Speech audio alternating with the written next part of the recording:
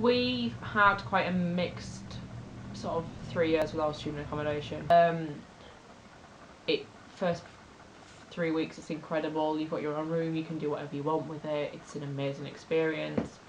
Second year you move in with people who you think you like, who you think you know. Again, it works or it doesn't. In our case it didn't, and it was possibly the worst year ever.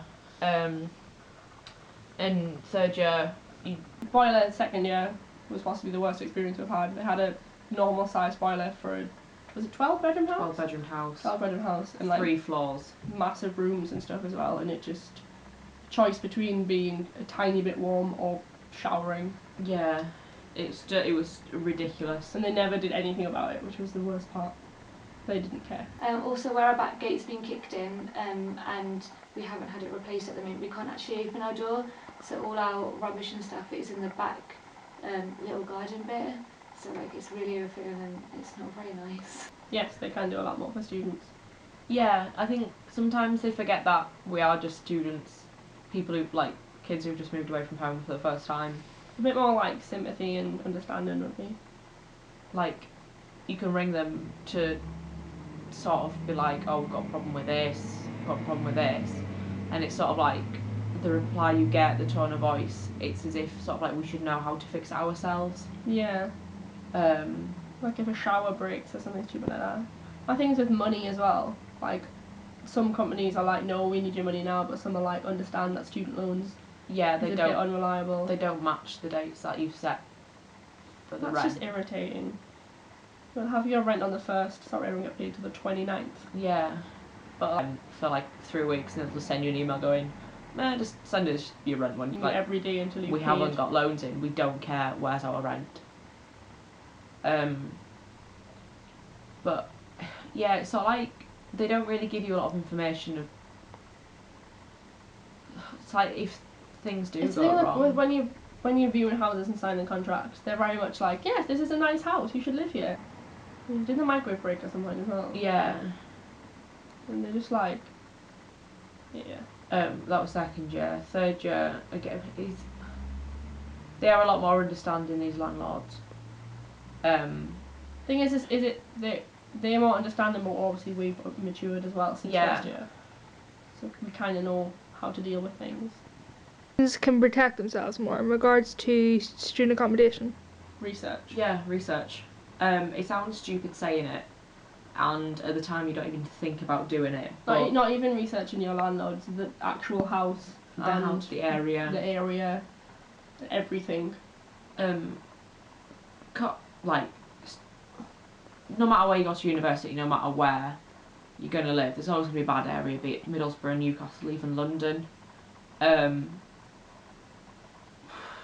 There's always going to be a bad area. But it's particularly bad streets. Yeah.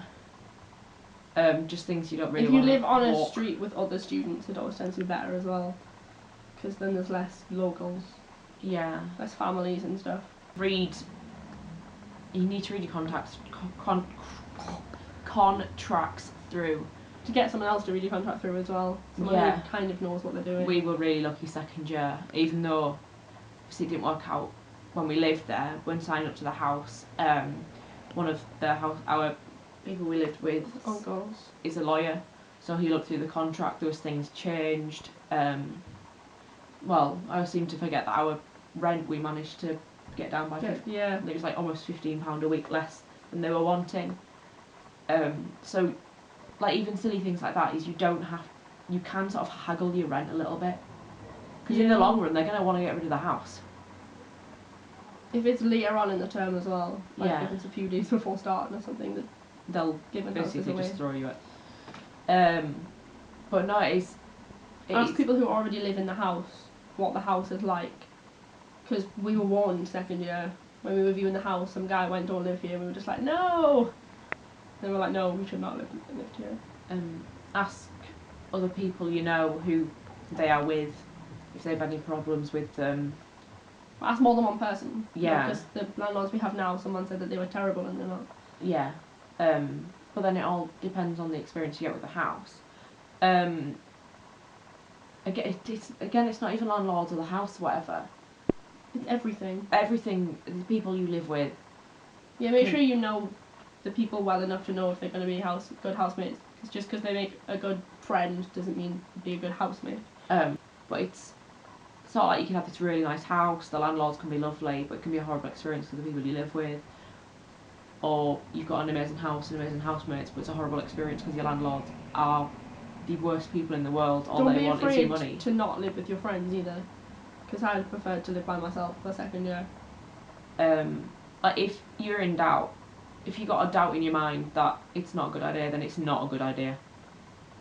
No, unless you've researched it properly. Like, third year house that we're currently in now is probably the best decision we ever made. Yeah. We've only maybe had a couple of problems, and it's something stupid like the tiles have fallen off in the shower. My roof leaks.